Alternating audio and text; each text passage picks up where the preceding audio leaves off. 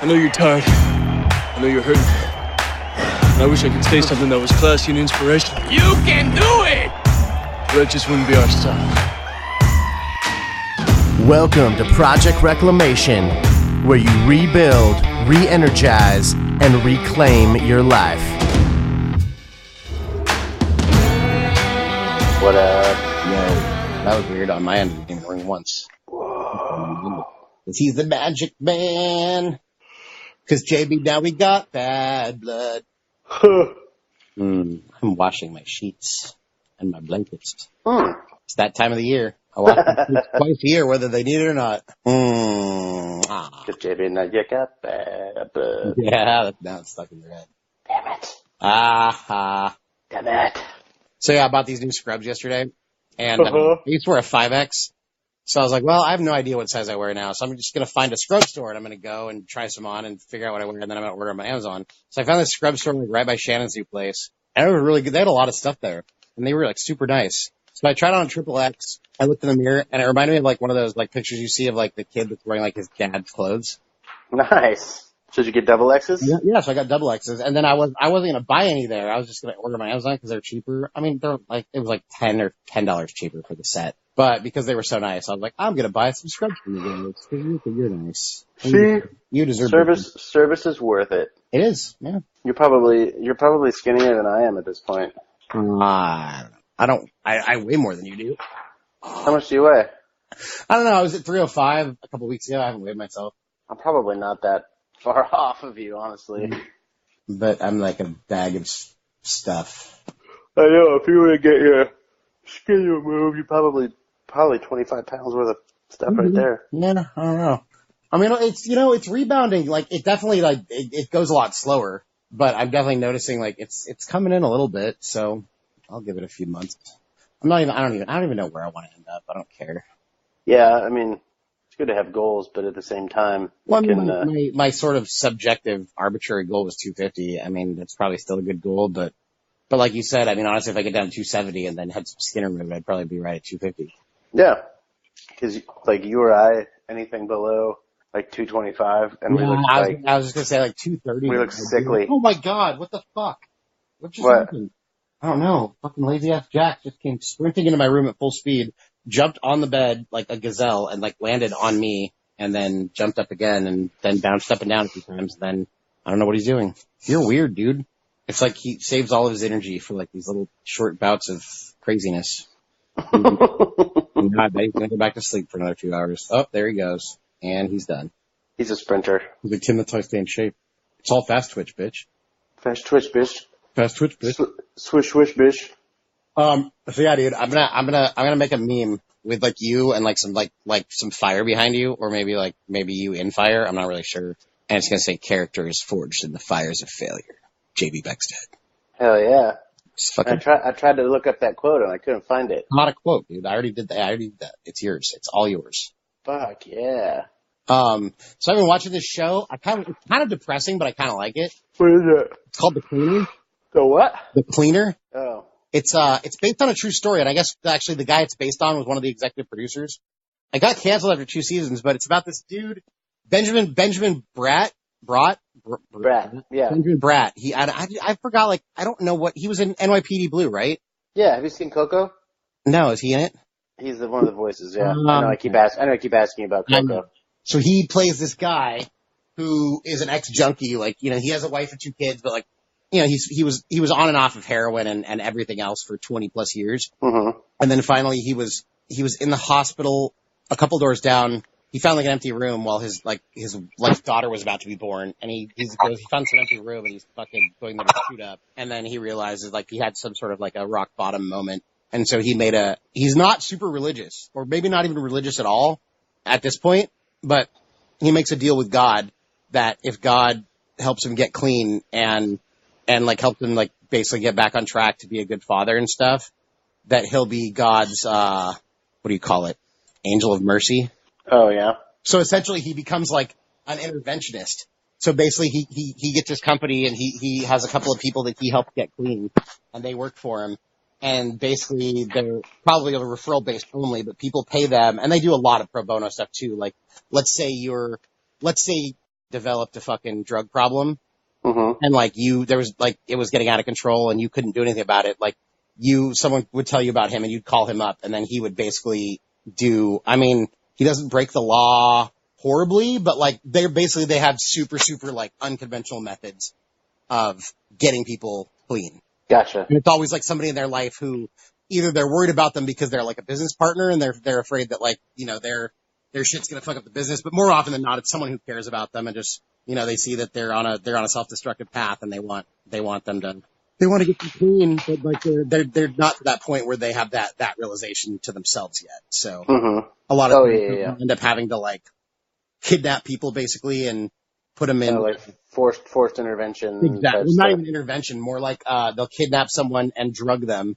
or sedate them, and then they have he has like I mean, it's all with the consent of whoever has hired them, you know. Gotcha. And they have some.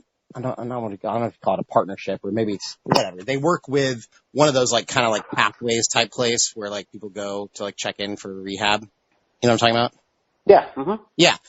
So they have that, and it's like, and that place has like, you know, they also, they're very discreet about what they do. So like they end up getting like some clients are, you know, more high profile and stuff. And so they want to get them clean without it hitting the public eye. But it's kind of a cool show because, yeah, it's kind of depressing, but redemptive all at the same time. It's not, you know, it's not super Hollywood ending. Like there's definitely, I mean, I would say he talks about how he has a 75% failure rate. But I mean, more than 25% of the episodes end up fine. But no, but it's just kind of cool because it's, you know, and he's not perfect by any means. But it's kind of cool because like he's not super religious. He doesn't go to church, but like he talks to God all the time. Yeah. Yeah. Well, I think obviously you and I know that's the more, you know, meaningful relationship with God, anyways. Yeah. And I mean, to me, I think the most valuable part of like church is like just the community and the people. For sure. It's kind of like college. Yeah, exactly. It's on Amazon. Oh, right on. I'll check it out. I think there's like 2 seasons, so it's probably only like 26 episodes, but I would have to check it out. Worth a watch. Well, yeah, it's almost kind of got that like sort of like cop show kind of a feel to it because like they're solving stuff. Because, you know, a lot of people too, like a lot of people will hire him and they'll be like, I think my daughter has a drug problem because of this, this, and this. And so they have to go. Oh, and kind of be an investigator. And people have drug problems, like they have to figure out like, okay, where are they getting it from? You know, what's going on? Like, you know, so they know how best to handle it. And oftentimes too, like they know that the person's got some sort of problem, but they don't know what it is. Mm-hmm. So they have to figure out what drug they're on and stuff, because obviously that matters because that affects their habits and stuff. But, it just seriously compounds the thought that I have that I don't understand why anyone uses heroin at all. Oh, dude. I have no idea why. I get yeah. Escape, because that's what it is. Like you're numbing yourself. I feel like you'd have to like really just hate life to need that kind of a fucking escape. No, I know. Hey, get out of there. I'll whoop your ass, dude. So Paige does this thing where she tries to punish Jax when she thinks he's doing something that I don't like.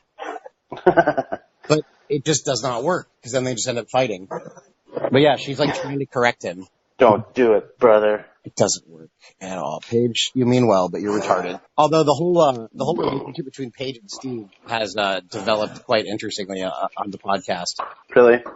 I bet they both really like each other. Well, no, Paige definitely loves Steve. That's the whole thing. Like she wants to love Steve. But Steve gets all freaked out. But Steve just doesn't understand. Like, you know, she's a high energy dog. Like and with her, honestly, it's like she's high energy for the first 5 minutes, and then she's fucking chill. Oh, my second blanket's done. One more blanket. Where the fuck this guy is, dude? Steve? Yeah. Who knows? Yeah, we'll probably not record one tonight, but I go out, silly Wednesday, so I have Monday and Tuesday. Oh, okay. Or even, I guess, tomorrow night. Yeah, unless I'm with, That's right. Codename Utah. That's right. Utah. Is that because she's Mormon? Huh? I said, you call her that because she's Mormon? Totally. Jack, does my knee make a good pillow? I'm fucking useless today. Are you? Yeah. Useless. Useless. What did you do? Nothing. I mean, yeah, I'm doing a bunch of laundry. I cleaned up a little bit. See, when you start adulting, Yeah. that's actually being useful. I know. It's just not as like fun to talk about. No, I know. Let's pick a show topic. We have negative body image. We have, and not even body image, because I guess we could like throw like negative self image. Yeah. My dad called me the other day, and he had one. I think it was complacency. That's a really good one. I know. And then Coleman had one, and I feel like complacency. So his idea was persistence. I feel like persistence, complacency, and failure are all very, very much linked. But I think they definitely lead to each other. We could still do a show about each of them. Yeah. Although we'll go back and listen to the failure one again and see if persistence really would get its own episode, because we talk about it a lot in the failure episode. No, I think we could. I think it's right. I kind of feel like we already have. I've already talked about persistence. Yeah. Well, I feel like I feel like to succeed at anything, to reach a goal, to stay motivated, to use failure as a tool rather than a non-tool, these things all require persistence to actually get through. Yeah. And then complacency, I think, is a good one, because it's like, Jax, stop being an asshole. Hey, asshole. Asshole. Don't be an asshole, asshole. So those are the ideas that I have. I think those are great ideas. Yeah, I think those are good. I think we could probably do complacency and persistence back to back. Mm-hmm. Because I feel like it's easier to do 2 episodes if we have topics that flow into one another. Yeah. Well, and they're fresh on the mind. And Yeah. Yeah.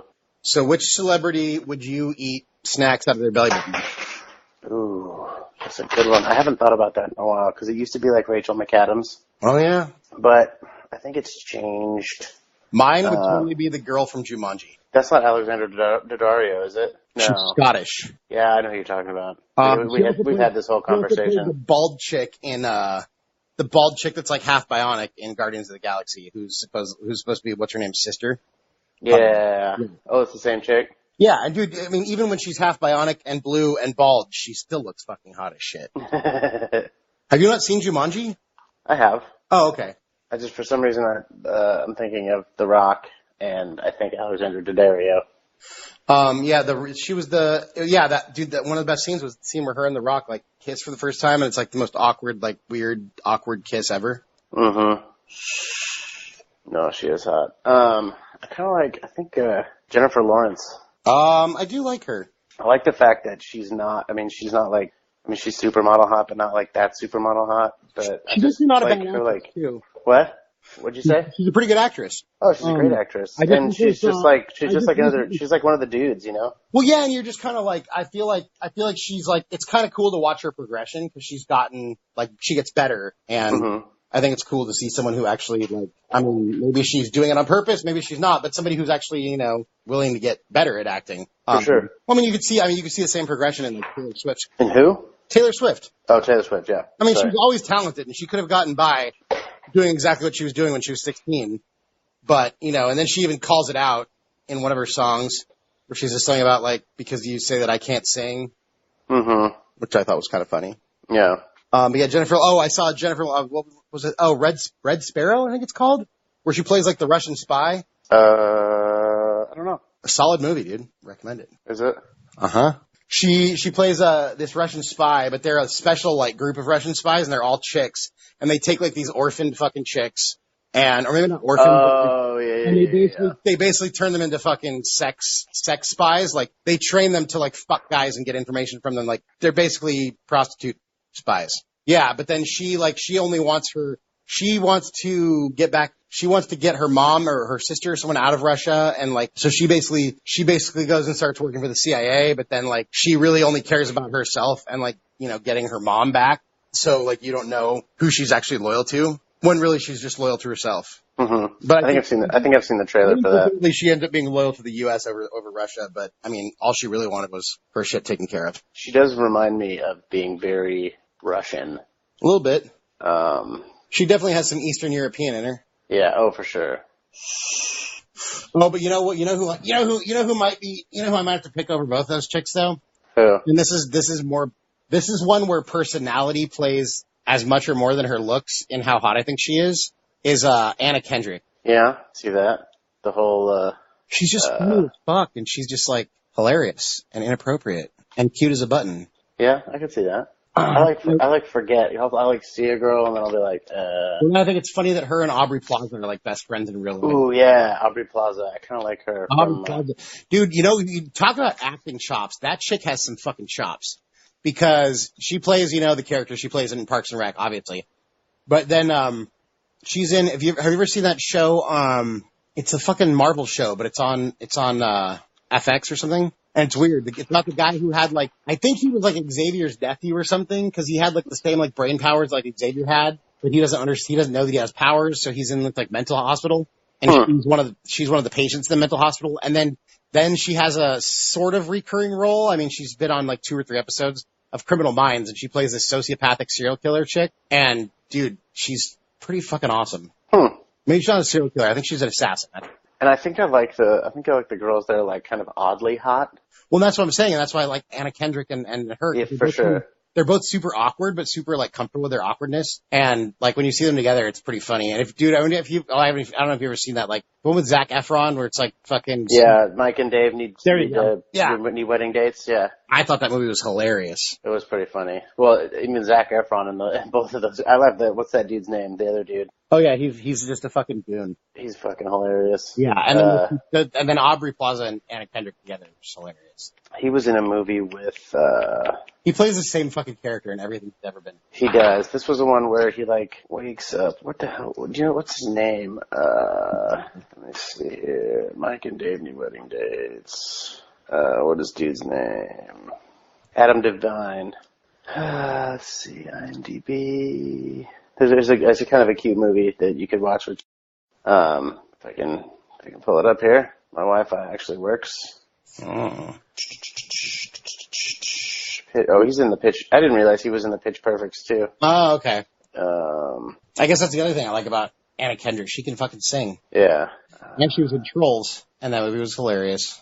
I think the funniest part about Trolls, or maybe the best scene, was her song "Get Back Up Again." That song is funny. Dude, Trolls mess with my head. Why? I don't know. You have to elaborate on that. Oh no. Okay, so the movie's called When We First Met, and it has Alexandra Daddario in it. Okay, now I have to go see who that is. That's the chick that's in San Andreas. Oh, okay. With The Rock. That was why I kept saying that, because you kept saying The Rock, and that was why I made that connection. What was I going to say? That's the movie Cable 19. Cable 19. She gets invited to the wedding, her friend's wedding, and she was supposed to be the maid of honor, but then she was supposed to be the maid of honor because she was this girl's, it was her best friend, but she was also engaged to her brother, but then that ended badly, and he was dating some other chick, and so she got invited, but she was just she got sat at table 19, which is all the people that got invited, but they were hoping didn't come. Oh yeah. And they're all. I have not seen it. Oh dude, it's funny. It's fucking Phoebe from Friends, and she's married to Daryl from The Office, and they're they're a dysfunctional couple, and there's this old lady. And then there's this fucking kid who thinks he's gonna go to this wedding and lose his virginity. And there's they're weird. Oh, Stephen Merchant's in that? That's good. Is he the British guy? Yeah. Oh yeah. He plays their creepy British cousin or something. He's in some halfway house jail type situation, and he got released just for the wedding. What's the show? He had one season of a show called Ladies Man, I think. Mm-hmm. It was pretty good. He's pretty funny. Yeah. Well, he's behind, he's there with, who's the dude that did the original Office from England? That guy. Well, I know, but who was the head guy? No, I know. I can't think of his name, but I know exactly who. Ricky Gervais. He's in that whole circle. Oh, okay. And I think he does a lot of the writing for Ricky Gervais. So he's one of those guys. Yeah, and then he's also really tall and gangly and awkward. Yeah. Googly eyes and. Yeah. Such. So I did my first show last night. That was interesting. What was it? It was good. It was in Wisconsin, and it was a fucking shitty day. It was not a shitty day. It was just we had a 6 a.m. load in, and then we were done by noon, and then we didn't play till 11. Yeah. So 11 hours to just sit around. So is it more or less work than the audio stuff? What's up? More or less work than audio. Say that again? More or less work than audio? Oh, well, it depends. So if I were still working for the and we're doing a lot of fly dates, it would be a lot more work. But if I was doing audio for and we're on a big tour, it would be the same, maybe a little less. Okay. And I'm not as, directly involved with the artist, which is nice. Yeah. So we have a 60-foot by 25-foot video wall that we hang every day, and then there's 2 side screens that are like 16 by 16. Okay. And are you filming the whole show? Yeah. So that's the thing. Is they tell you what to film or what? You're not filming the artist though? You're filming the audience, right? No, I'm filming the artist. Oh, okay. There's a director, there's an engineer, and then there's 3 live cameras, 2 on stage, 1 in the front of house, which is the one that I use, and they have 2 robo cameras, which are set up at static positions on the stage. So yeah, we do that, and then I've never done a show before. Last night was like my very first show running camera at all. So you have to like get acquainted with the camera. It's this big ass, this big broadcast, the ones at like baseball games and shit like that with the huge lens on them. What's that? Is it a shoulder mount? No. This is on like a 150-pound tripod. Oh, okay. The ones on stage are shoulder mounts. But, so there's a communication system with like the aviation headphones, the green ones with the mouth, with the microphone on them and stuff like that. And it was working earlier in the day, and then I got down there and I must have hit a button or something and it stopped working. So, well, here goes the show going. So I'm just following all over the stage. And I mean, it's like I've got a viewfinder, which is like, maybe 8-inch screen, 6 to 8-inch screen. Mm-hmm. And then there's like the controls, and then I have 2 handles. One is zoom, and one is focus. So I've got to like follow and keep him framed in the viewfinder. I have to zoom with my right hand very slowly, and then also focus, which is like the focus is set like at a very shallow depth of field. So like you turn it too much, and he just like turns into fuzz. So he's moving around all the time. It's cool practice and good. Good skills to learn. But I didn't have communications for the first, like, full half of the show. So I'm just like, cause there's a director calling shots. Right. And he's like, I knew I was supposed to hear him. I just didn't know maybe how much he didn't say. I don't know. So then I finally started hitting buttons and I got it back and everybody was kind of laughing at me. I'm glad they were laughing and not mad. Yeah. But that was an interesting, and then, so I know all the audio guys and I was like, so I didn't have comms for the first half of the show. And dude's like, so you did a video gig and you failed at the audio portion of it? Yeah, it was pretty funny. That was funny. But everything's good. All right, let me call Steve one more time because I'm officially I don't have plans. Yeah. Just tell him not to come. No. I was going to, if he could come, we could still get one out of the way.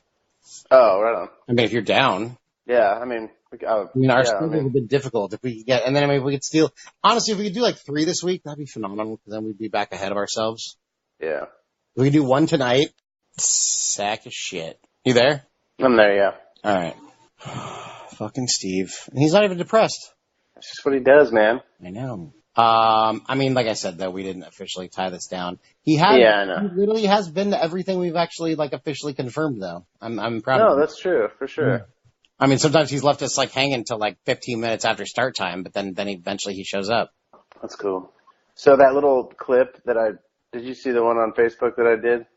I did no, I didn't. I think I saw that you did. I got a notification that you did something. Yeah, it was my dad's 70th on the 18th, so I played a song. Oh, okay, because so Casey was in town the last few days, and I went to lunch with Casey the other day. He was like, man, I didn't know JB could sing. So, he says hi, by the way. Oh, sweet. JB's got such a good voice. Like, I was like, I don't know what the fuck you're talking about. Like, some Facebook. Like, well, yeah, I'm sure JB posts. There's probably some old shit on Facebook. Okay, so that's cool. Well, what I'm saying is that it got 1.1 thousand views. Jesus. That's way cooler than anything I've ever put out. I was just like, holy shit, are you serious? Like, that's like the most viral anything's ever gone for me. Yeah. Well, I mean, dude, the podcast is going well. We had 346 listeners last month, and this month there's still a week left, and we're already at 342. Hell yeah, that's gains, dude. It's time to start. I want to make the little JB meme with your little quote. I want to do some little audio clips with cartoons if we can do that. For sure. And then I think we should start. I need to start putting video cameras on us while we record too. Yeah, sync that all up. Well, yeah, and then we could just put together some, just like a 30-second clip or a 15-second clip. There's programs to where if you, like, it'll cut for you. It'll, like, do the cut based on the audio. Okay. So I don't know if... Well, someone emailed me a while back, and they're like, we could turn your podcast into video marketing and whatever. And I was like, whatever, like that costs money. But now maybe I can go look back at it and see what it is. And, but yeah, no, I'm just saying if we had some in the video, I could cut it. It's cool if there's a program, but if not, I mean, I could cut it up pretty easily. And yeah, and then you can, there's some sync stuff in Premiere, I think, that does that. Yeah. When I was doing something where it was like on my face and on Steve's face, but honestly, I could put Steve and I on the same frame, and my camera is good enough where I can literally cut and expand my picture so that if both of us were in the frame, I could cut out me while I'm talking and make that just me, and then cut out Steve when he's talking, when really I'm using the same fucking picture. And it would. Oh yeah. I just thought of that right now because I'm a genius. Yeah, just do a wide shot and then just, yeah. Because I can expand stuff pretty big, and as long as you're not watching it on a fucking theater screen, like, you won't notice. Yeah, I mean, we're not quite there yet. We're gonna go on to Facebook. I mean, that's literally where, like, Facebook and Instagram, just to get people to want to watch it. For sure. I think the more that we talk about people like Scott Dudentag, like, I'll hit him up on Facebook and like, hey man, you gotta listen to like episode whatever and whatever, because we talk about you. And then he'll talk about it and have his students listen to it. Well, maybe not, because we say shit and fuck. But I don't know. I don't really know how much of an idealist he really is, because, I mean... He's from New York. He knows. Honestly, dude, and like, dude, if that shit doesn't bother my mom, I'm pretty sure we're on the right track. True. Although I was talking to my mom, I was like, yeah, we did a failure episode. I was like, I think it's really good. I think you'll like it. I was like, just maybe don't pay attention to the first 5 minutes when JB and I are talking about fleshlights and cock molds. I thought about taking it out, but I was like, no, it's too funny. I got to leave it in. Well, but it's us, man. It's us. And then for the first time, I left the clap in, because after we do the clap, we talk about it for like the next 2 minutes. That's funny. Did you end up getting the whole? Obviously, you got the whole. Yeah. I don't know what happened. I think maybe it just didn't finish. I think it was an upload thing. Like it stopped at 7 minutes. Yeah, I mean, I was kind of bummed because it was, I missed out on some good stuff, but I made it work. But then when you sent me the other one, then I just totally redid it. So yeah. Yeah. Sweet. It's it might be our best episode. It's phenomenal. Sweet. I mean, the content is really good, and I really like my dad's idea about the whole, because we talk about positive news stories and stuff. Yeah. So I like the whole hero thing, and I think that's, dude, even talking about Phoenix Jones, still good. Not negative. Well, as long as one of us, I think we do the same thing every week. One of us finds something that's not serious, and one of us finds something that is serious, and all, Yeah, like maybe next time I'll do like, I don't know. Maybe I'll pick a dog. Actually, the dog I want to pick is kind of serious, so maybe I'll save that. Oh, is that the dog that saved people from burning the 9/11 dog? No, I was watching something, and there's the fucking family. Do you know what a Dogo Argentino is? It basically looks like a super, super fucking jacked pit bull, but it's all white, and they're just like stocky as hell. Okay. They weigh about 90 pounds, so it's a pretty fucking beefy dog. And I guess they were bred to be hunting dogs, because they will but they're attack dogs. So there's like dogs that locate. I was reading a bunch of articles. There's locator hunting dogs. Those are the ones that find the animals and tell you where they are. And there's animals who will literally go run these animals down and attack them. And then I guess you're supposed to finish them off. I'm not really sure how that works. But these, I guess they were bred to fucking hunt for pumas and wild boar. Oh, wow. Yeah. Wild boar period is pretty badass. Yeah, dude, I was watching one and there was 3 of them. And this wild boar that they're trying to bring down, it's probably at least twice the size as one of these dogs. But the 3 of them just bring it down no problem. I mean, so anyway, so there's this dog, and apparently, I don't know, I read a bunch of different versions of the story. It's down in South America, I think probably Argentina, and this family who possibly might have been the descendants of the people who actually created this dog.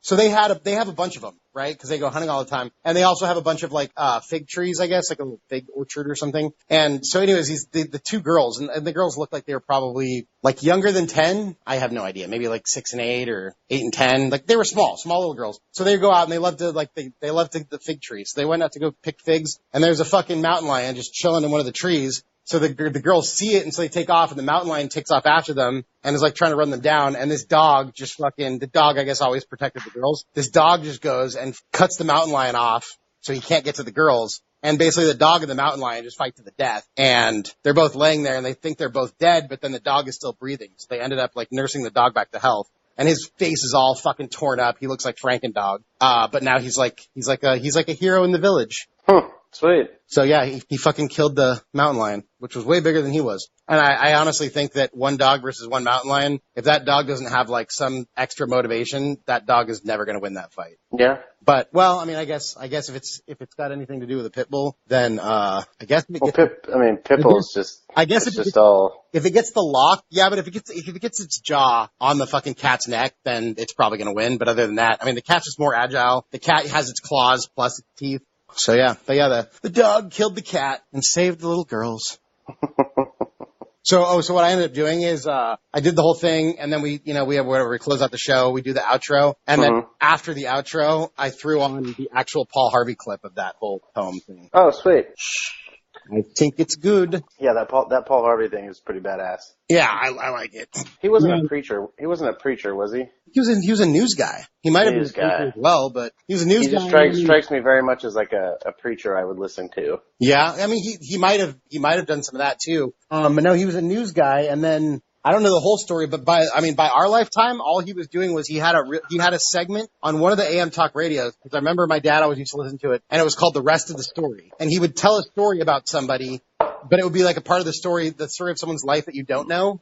Mm-hmm. And then he would say like, and he usually just use their first name, or he'd refer to them as something that, so you didn't put it all together until the end. So it'd be like, I don't know, like whatever, pick somebody and be like, so he like whatever, picked fruit and this and that. And he picked peanuts and did this and that. And then little Jimmy became the president of the United States. The rest of the story. But I mean, more interesting than that, obviously, like really cool shit.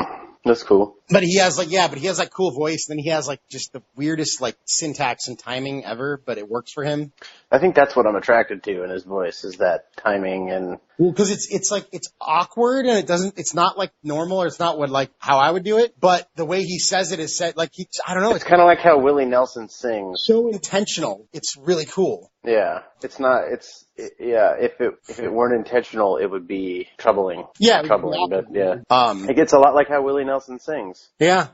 And he absolutely owns using silence. Mm-hmm. Oh, yeah. You know who else is actually good at that? If you listen to any live Aaron Lewis. Mm-hmm. Maybe you called me the other day because your ringtone is that Aaron Lewis song, Country Boy. Oh, is it? Yeah. Nice. Yeah, and he goes, oh, is that the guy from Stain? He goes, oh, like he has country right now, doesn't he? He's like, I kind of like that. So I was like, okay, dude. I was like, so I had to play him to tell him the whole story, I had to play him the Rascal Flatts version of What Hurts the Most, and then I had to play him the Aaron Lewis version. And it's like, I mean, Aaron Lewis's voice just, like, he has so much more feeling in his voice, like that changes the song completely.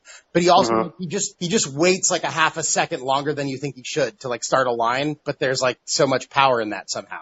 Yeah, it's in music they call it being in the pocket. Okay. So like drummers, not like, drummers who aren't necessarily on the beat, but maybe are a little bit behind. That's that feel that you get. That's that people don't necessarily always have. On purpose? Yes and no.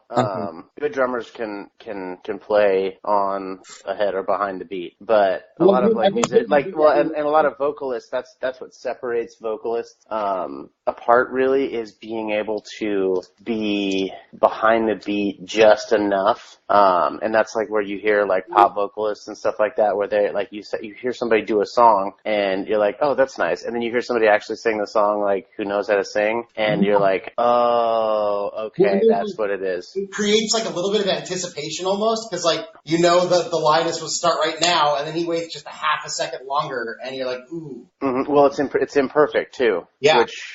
Which draws your brain to for a song that is supposed to be just full of like feeling, that's perfect. Yeah, exactly. It was crazy because of course, you jumped down the YouTube rabbit hole because you watched one YouTube video. I was like, oh, look, more Aaron Lewis. And so I pulled up a live acoustic version of It's Been a While. Mm-hmm. Telling the story, he goes, I used to just play covers. I'd play covers. He goes, and there was this one song that I had written, and this was the crowd breaker. He goes, whenever I got to this song, everybody wanted to hear the covers. I got to the one song that wasn't a cover, and everybody would just go to the bathroom, go buy drinks, or just fucking leave. And he goes, but, you know, I stuck to it, and this song ended up becoming, I didn't realize this, I guess it was like the number one rock song of an entire decade. Wow. Yeah. And so then he, of course, like, I knew because I saw the title, but Brett was like, ooh, what song is it? What song is it? And I didn't tell him because I wanted to make him wait. And, yeah, it's been a while. But then, of course, you hear him play It's Been a While, like, acoustically, and you're like, well, this could just as easily be a country song. Oh, for sure.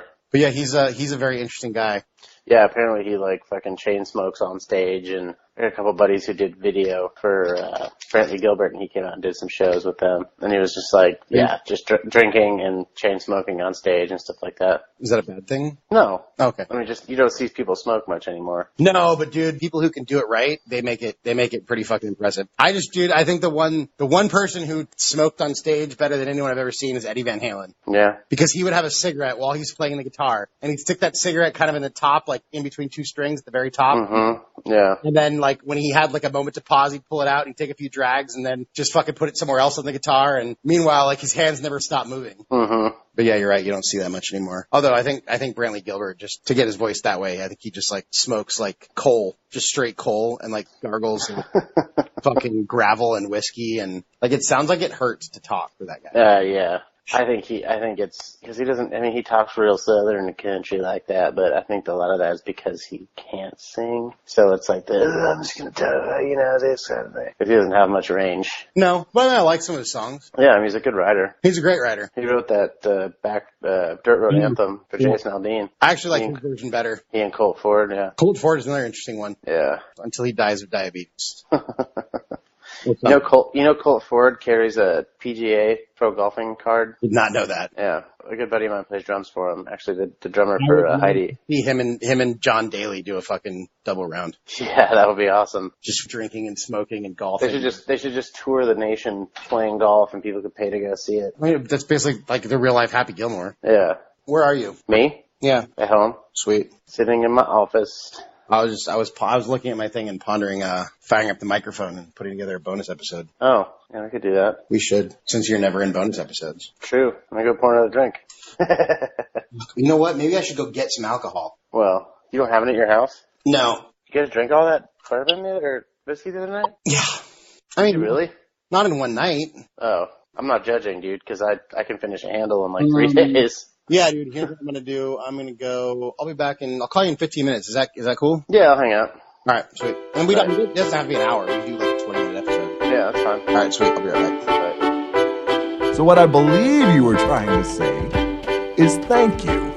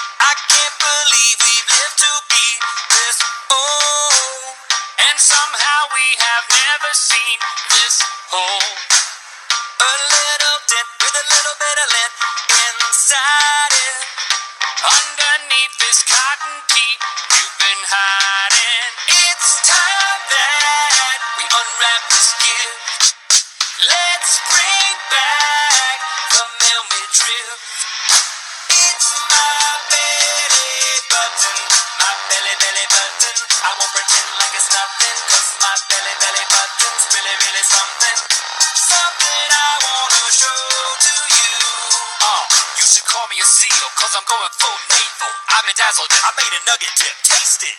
Hold up, fill the hole up with molten gold. Mold a gold nugget for my charm bracelet. Potting soil, random seeds. Douglas fir, sapling, maple tree. These are gonna get massive and absorb a lot of greenhouse gases. The fact is we're helping the planet's health. Wait, we carbon offset ourselves. So we can cruise around in a big SUV. And these trees allow us to ride separately. Let's continue this conversation on our inefficient gas-powered phones. Hey, I've got this business idea to drive our vehicles door to door selling my new invention. It's a fully functional do-it-yourself miniature coal plant exclusively for children. It's my belly button, my belly button. I I won't pretend like it's nothing, 'cause my belly button's really, really something. Something I wanna show to you. It's my belly button, my belly button.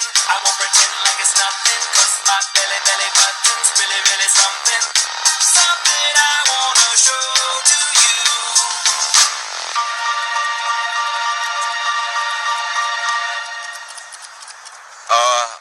Are those belly button trees? Yeah.